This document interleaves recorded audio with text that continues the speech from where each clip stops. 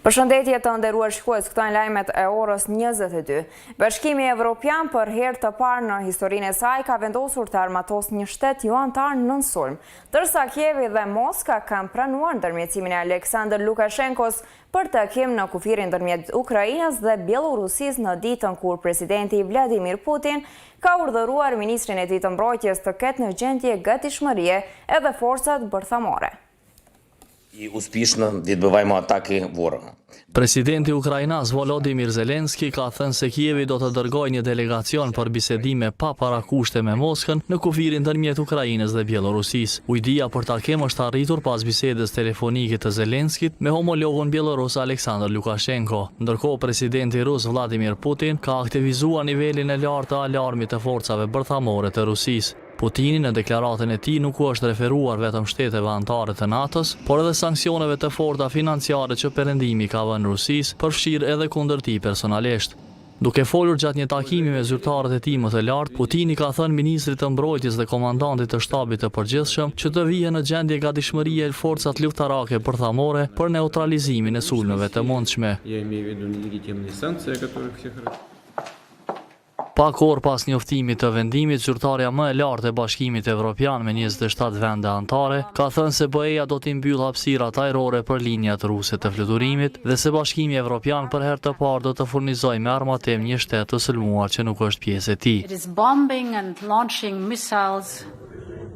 Ndërkohë, guvernatori i Kharkivit ka thënë se trupat ukrainase kanë kontrollin e plotë të qytetit të dytë më të madh të Ukrainës pas luftimeve në rrugë me forcat ruse.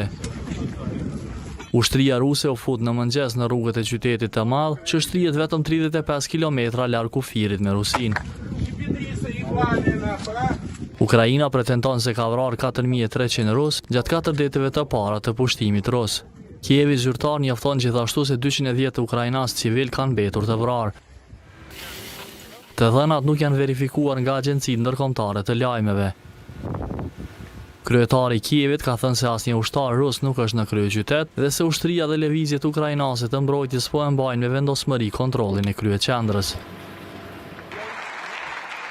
Kancelari i Gjermanisë Olaf Scholz ka thënë të dielën në Bundestag se qeveria e tij ka marrë vendim për dërgimin e armatimit drejt për drejt Ukrainës për të ndihmuar trupat e saj në luftën kundër forcave pushtuese të Rusisë. Këtë veprim e ka arsyetuar me atë që e ka quajtur realitet të ri të krijuar nga presidenti rus. Kancelari ka folur gjatë seancës speciale të së dielës, ku është njoftuar gjithashtu se Gjermania do të ndajë 100 miliard euro për fondin special për fuqizimin e forcave të veta të armatosura, duke zbatuar kështu kërkesën e NATO-s për shpenzim të 2% të brutoprodhimit të brendshëm për mbrojtje. Ministria e Mbrojtjes e Britanisë së Madhe ka thënë se qeveria e saj po përgatit një listë për të goditur oligarkët rus me sanksione të ashpra për shkak të lidhjes së tyre me Kremlinin. Liz Truss ka thënë se sanksioneve u duhet kohë për të arritur qëllimin, sikurse ka thënë ajo shkatërrues për ekonominë ruse.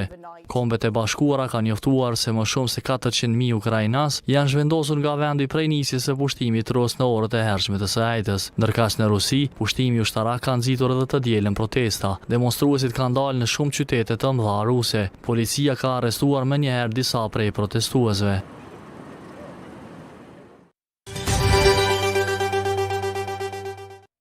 Policia e Kosovës ka konfirmuar ndalimin e 3 serbëve dhe 2 shtetasve kosovar në ndyshimin se të njëjtit kanë blerë emblema të UÇK-s me qëllim të shkaktimit të tensioneve në veriun e populluar me shumicë serbe. Derisa lufta në Ukrainë po vazhdon pas nisjes së sulmit rus, institucionet kanë ndërmarrë disa veprime teksa është kërkuar edhe rritja e prezencës së KFOR-it në veri. Dyshimet se po përgatitet plan për nxitjen e tensioneve në veri, sipas skenarit rus, kanë çuar në ndalimin e 5 personave. Policia e Kosovës ka konfirmuar të dielën se në bashkëpunim me prokurorinë speciale janë duke u verifikuar 3 serbë dhe 2 shtetas kosovar në ndyshimet se të njëjtit kanë blerë emblema të UÇK-s në njërin prej lokaleve të Prishtinës. Mediat kanë raportuar se të arrestuarit planifikonin realizimin e një video, kinse disa ushtarë me uniforma të UÇK-s janë gati për ta marrë verjen e Kosovës. Sipas raportimit të Kosova Presit, Serbia përmes kësaj taktike po planifikon të japë pretekst para ndërkombëtarëve për të ndërhyrë ushtarakisht, kinse për të mbrojtur shtetasit serb në Kosovë. Për shkallëzimin e situatës në Ukrainë pas sulmit rus, ka rritur vigjilencën e institucioneve të Kosovës. Të shtunën policia ka dërguar pajisje logjistike dhe kontejner në pikën kufitare në Brnjak, e cila vitin e kaluar ishte mbyllur për disa ditë pas barikadave të serbëve.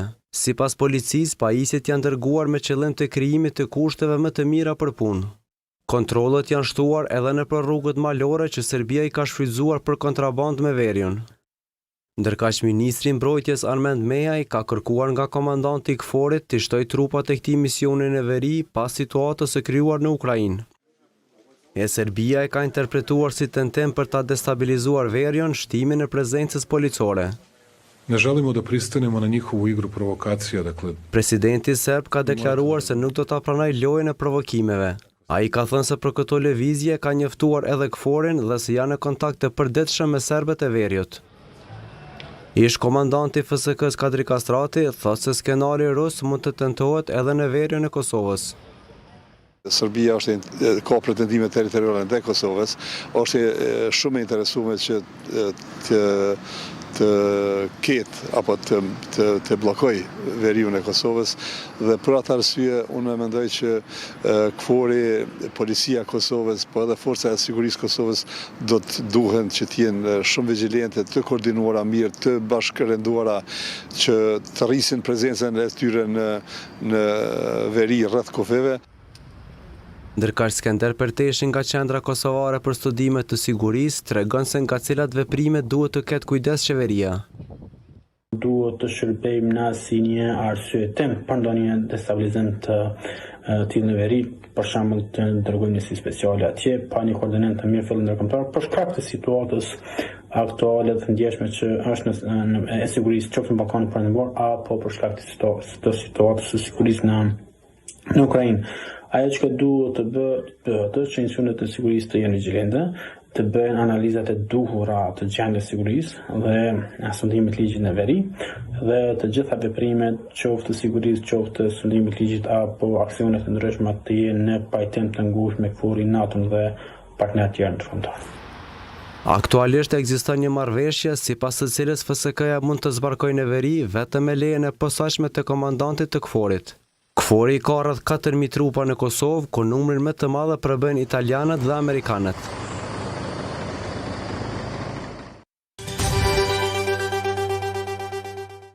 E me lajme të tjera nga vendi dhe bota, ne po e përmbyllim këtë edicion. Ju faleminderit për vëmendje, natën e mirë. Bashkimin e deri tani shumë Euroatlantik në reagim ndaj agresionit rus në Ukrainë, kryetari i Lidhjes Demokratike Lumir Abdiqiku e ka cilësuar si hapje të një dritareje historike për anëtarësimin e Kosovës në NATO. Ai u ka bërë thirrje institucioneve që ta shfrytëzojnë këtë dritare dhe ta përshpejtojnë procesin e anëtarësimit. Në një postim në Facebook, Abdiqiku ka shkruar se anëtarësimi në Aleancën Ushtarake Veriatlantike ka një mundësi të re dhe se institucionet e diplomacia e vendit duhet që ta shfrytëzojnë këtë dritare historike që rrallëherë hapet kaq shumë. Ai me këtë rast u ka adresuar thirrje aleatëve ndërkombëtar për ta përshpejtuar anëtarësimin e Kosovës si një proces i natyrshëm i sigurisë evropiane.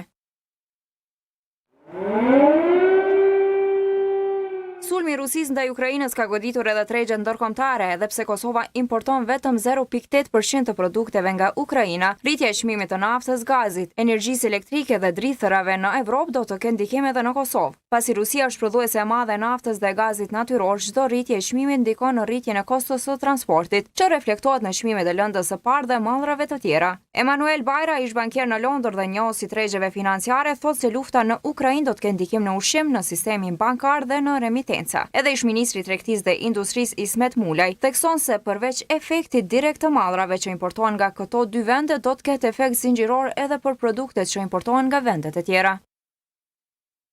Nuk po shoh që ka seriozitet të vazhdojmë në situatën çfarë po vazhdojmë. Shtyrja e votimit të draft kodit civil në kuvend po shihet si jogatishmëri e pozitës dhe opozitës për të shkuar një hap më tej në avancimin e të drejtave të njerëzit në Kosovë. Shoqëria civile kërkon reflektim nga ligjvënësit që të veprojnë në përputhje me kushtetutën dhe t'ua njohin të drejtën e plotë për fejes, martesë dhe krijim të familjes ndërmjet personave me gjini të njëjtë. Martesat e gjinisë së njëjtë në Kosovë i lejon kushtetuta, por deri më tani ato nuk janë lejuar me kodin civil dhe me ligjin për familjen. Kundër shqyrtimit të tij janë deklaruar publikisht deputet të shumtë e disa grupe parlamentare, si ai i AK-s. Dërsa si rrallëherë për ta kundërshtuar këtë ndryshim janë bërë bashkë edhe bashkitë fetare në vend. Një person ka vdekur brenda 24 orëve të fundit në Kosovë si pasojë e infektimit me COVID-19. Të dhënat e Ministrisë së Shëndetësisë njoftojnë se edhe 81 raste të reja pozitive me koronavirus janë regjistruar nga gjithsej 1699 testime të kryera. Gjatë së njëjtës periudhë kohore janë regjistruar edhe 403 persona të shëruar, duke quar numrin e përgjithshëm të shëruarve në 221.022. Me këtë rast edhe numri rasteve aktive ka rënë në 2058.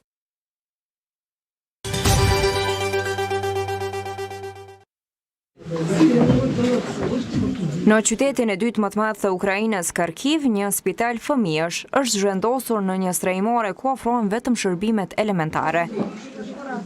Prindrit kanë thënë se duke pasur parasysh rrethanat, po mundohen të bëjnë çmosshë fëmijëve të mos u mungojnë shërbimet kryesore. Një nën ka thënë se Bodrumi është kthyer në shtëpi për ta, derisa trupat ruse po mundohen të marrin kontrollin e qytetit të madh industrial. Edhe në pjesë të tjera të vendit, spitalet janë detyruar të improvizojnë nga frika e sulmeve me bomba nga ushtria ruse. Derisa qindra refugjat ukrainas janë zhvendosur për shkak të luftës në vendin e tyre, ukrainasit dhe polakët në Poloni kanë dalë të presin të zhvendosurit në shtetin fqinj. Në qytetin Przemysl, në juglindje të Polonisë, pa kilometra prej pikës kufitare me Ukrainën, qindra njerëz kanë pritur në parkingun e një qendre tregtare autobusët që po sjellin refugjat nga shteti fqinj. Ata kanë thënë se do t'i marrin ukrainasit e zhvendosur në shtëpitë e tyre, derisa vendi po përballet me bombardime e luftime të ashpra pas nisjes së pushtimit rus të Ukrainës 4 ditë më parë.